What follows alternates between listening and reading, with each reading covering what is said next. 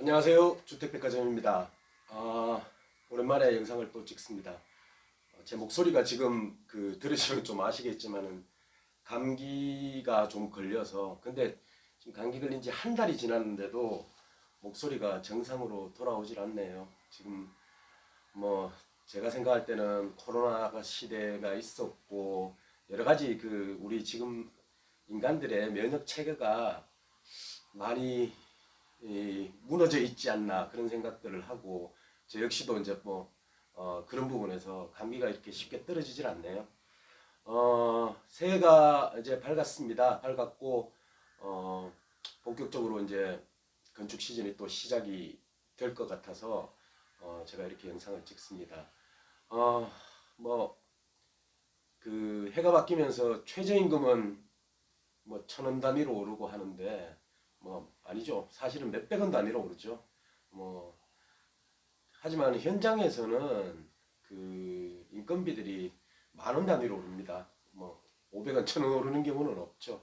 그래서 이제 공사비에 대한 부담들이 점점 더 가중이 되고 있는 것이 사실이고, 그에 따라서 또 여러 건축주분들의 건축 비용에 대한 부담들이 늘어나는 게 또 사실입니다.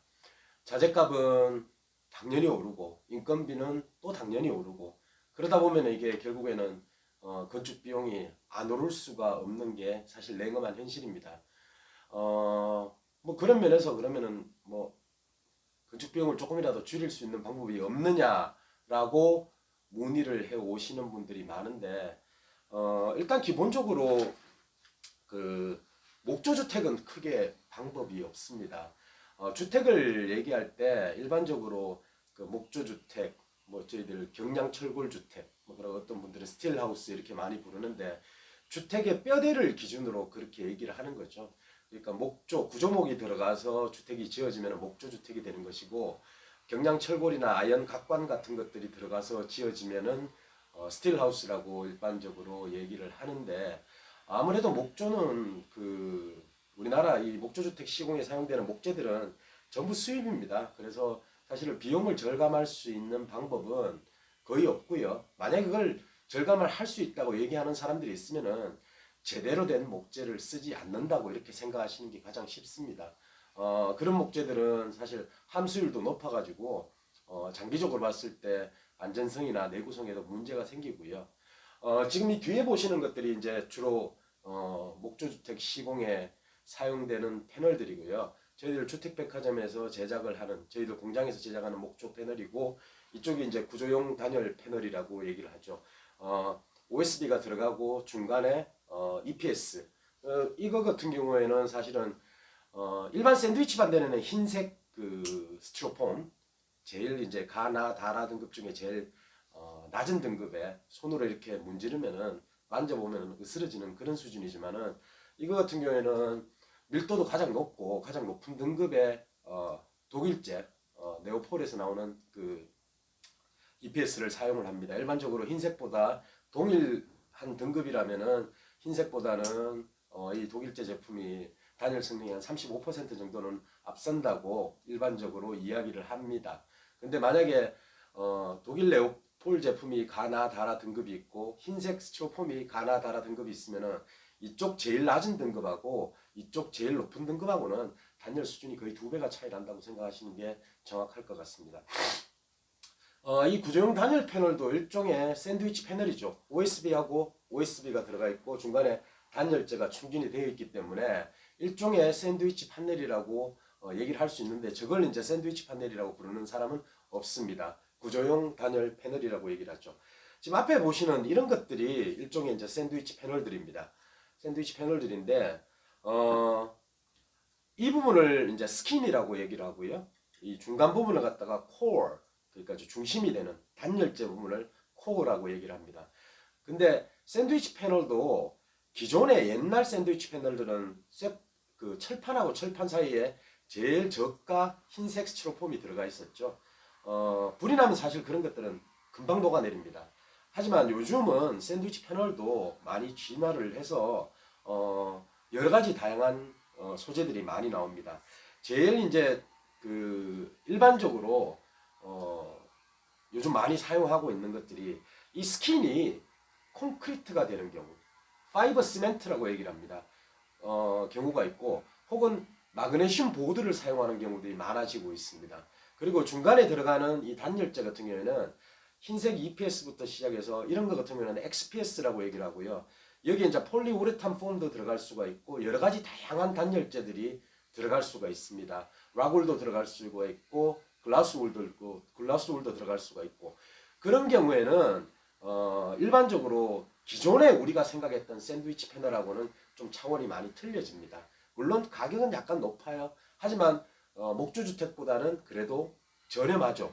그래서 아직까지도 이 건축에 대해서는 우리나라는 굉장히 보수적인 문화를 많이 가지고 있기 때문에 콘크리트나 시멘트를 선호하시는 분들이 의외로 많습니다. 그래서 지금 이 패널 같은 경우는 지금 뭐 샘플이기 때문에 두께가 얇습니다. 얇은데 일반적으로 한 150에서 180 정도, 150T나 180T 정도에서 샌드위치 패널을 하고 그 겉면에 들어가는 스킨이 시멘트나 MGO 보드 그리고 중간에 XPS나 우레탄 폼 같은 것들이 들어가가지고 샌드위치 패널을 만드는 경우에는 단열도 기존의 샌드위치 패널보다는 앞서고 내구성이나 안전성이나 이런 모든 면에서 사실은 앞서는 게 사실입니다. 사실은 뭐 그 집을 짓는다는 자체가 현실적인 문제이기 때문에 현실적인 문제를 외면하면서 주택을 시공할 수는 없는 거죠. 어제도 한 분 전화 오셨는데 나 1억 5천만 원이 있는데 30평짜리 집을 짓고 싶다. 지을 수 있습니다. 예, 얼마든지 지을 수 있죠. 하지만 제일 저가 자재로 가장 그 초보 인력들 이런 사람들을 쓰지 않으면은 그 주택 시공하기가 쉽지 않죠, 사실은. 그래서 특히 뭐 저희들 같은 경우에는 종합 건설사기 때문에 여러 가지 이제 또 법인에 들어가는 여러 가지 비용들을 감안하면은 일반 그 소위 말하는 동네에서 주택 시공하시는 직영공사하는 업체하고는 저희들하고는 또 구조가 틀리잖아요. 그래서 일단은 목조주택보다는 분명히 이런 패널들을 활용해서 이런 경우에는 보통 이제 스터드 구조 자체가 프레임 자체가 스틸로 들어가는 게 일반적입니다.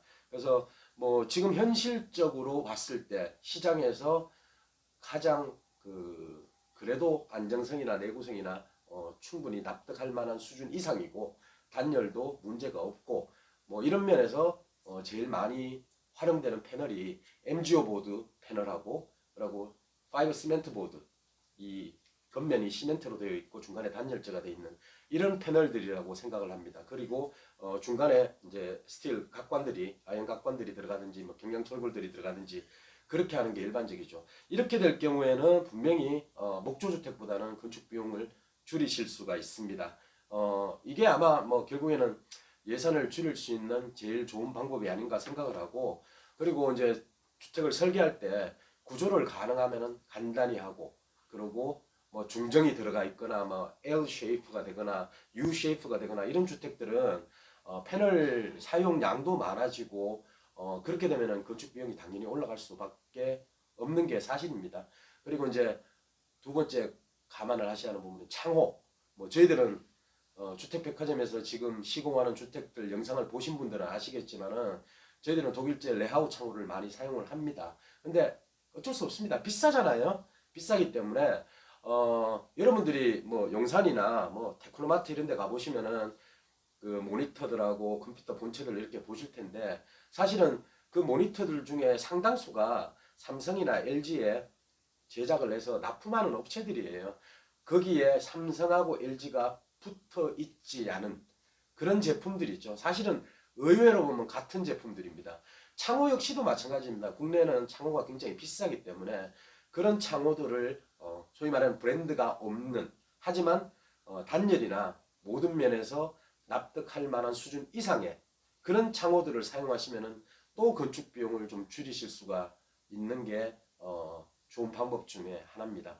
그리고 의외로 많은 분들이 오셔서 막 그 청고 되게 높게 하고 싶어 하시는 분들이 있는데 청고가 높아지면 사용하는 패널의 숫자가 많아질 수밖에 없습니다. 그렇기 때문에 청고 높은 집이 일반적으로 고급 주택들이잖아요. 그렇기 때문에 첨보가 막 높아지면서 건축 비용을 줄이겠다라는 것은 사실 어폐가 있는 그런 말이라고 생각을 하시면 됩니다. 그래서 건축 비용을 줄이시기 위해서는 구조를 간단하게 하고 창호를 브랜드가 없지만 성능이 좋은 것들을 사용을 하고 첨고 너무 높게 가져가지 마시고 이런 여러 가지 방법들을 연구를 해야 됩니다. 그리고 뭐 외장재 같은 경우에 뭐 그 경량 철골 주택 지으시려는 분이 한 분 찾아오셔가지고 나는 이 외장재를 쓰고 싶습니다라고 얘기하는데 칼라 강판이에요.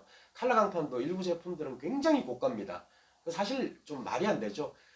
주택을 갖다 저렴하게 지으시려고 하시는 분이 예산은 굉장히 빠듯한 분이 최고급 칼라 강판을 가져와 가지고 시공을 하시겠다는 것도 사실은 조금 그 어폐가 있는 그런 문제입니다. 그래서 그런 여러 가지 부분들을 잘 협의하고 조율을 하시면은 비용을 좀 낮출 수 있는 방법들은 얼마든지 찾아낼 수가 있죠. 뭐 사실은 요즘 대출도 잘 안 되는 상황이고 그 태형 건설이 뭐 워크아웃에 들어가는 상황이고 지금 뭐 기타 여러 가지 건설 회사들이 지금 뭐 저희들은 듣는 소식들이 꽤 많습니다. 일본에 있는 건설사들조차도 굉장히 그 유동성의 위기가 오는 데가 많다고 얘기를 하거든요. 그만큼 건축 경기가 최악입니다. 그래서 뭐 은행에 PF도 막혀 있고 대출도 막혀 있고 기성보 대출도 잘 안 되는 상황이기 때문에 결국에는 여러분들이 가지고 계시는 토지를 담보로 해서 시작을 하시는 방법이라든지 아니면은 개인적으로 자금을 융통을 하셔서 준공이라고 난 뒤에 준공 대출을 받으셔서 또 그걸 갖다 해결하시는 그런 여러 가지 방법들을 쓰셔야 되는데 그런 상황에서 비용을 너무 높게 책정을 해서 주택을 시공하기는 어렵다고 생각하시는 분들이 아마 많으실 겁니다. 저라도 그럴 것 같고요. 그런 분들은 저희 주택백화점 오셔서 여러 가지 방법들을 갖다 이렇게 같이 논의를 하고 연구를 해보면은 비용을 줄일 수 있는 방법들이 분명히 있다는 걸 갖다가 제가 말씀을 드립니다.